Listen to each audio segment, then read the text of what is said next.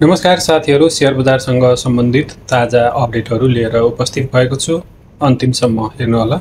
Asian life इन्सुरेन्सले 42% हकप्रत share बिक्री गर्न नेपाल धितोपत्र बोर्डबाट अनुमति पाएको छ।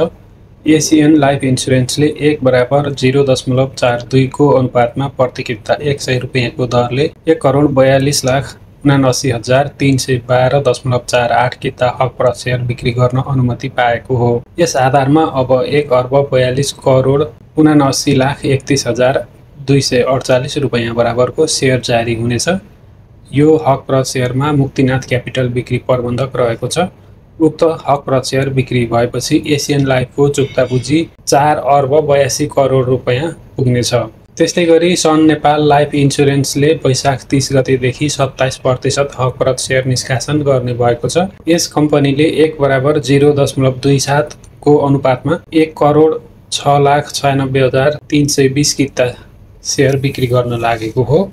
कम्पनीले प्रति किता 100 रुपियाँको दरले 1,06,96,32,000 रुपियाँको हकप्रत शेयर बिक्री गर्नेछ।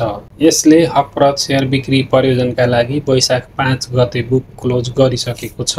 तसर्थ वैशाख 4 गतेसम्म कायम रहने शेयर धनीले मात्र यस कम्पनीको हकप्रत शेयर भर्न पाउनेछन्।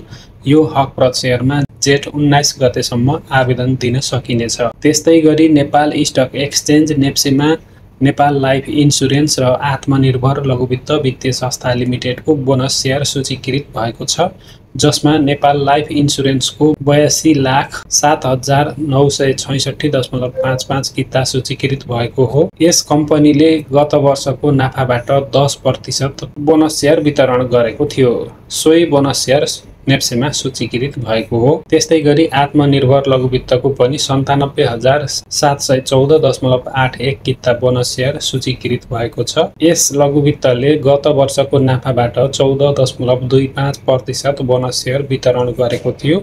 सोही बोनस शेयर सूचीकृत भएको हो। नेप्सेमा शेयर सूचीकृत भएसँगै अब उक्त बोनस शेयर सम्बन्धित शेयर धनीको हितग्राही खातामा जम्मा भएपछि लगानीकर्ताले दोस्रो बजारमा खरिद बिक्री गर्न सक्नेछन्।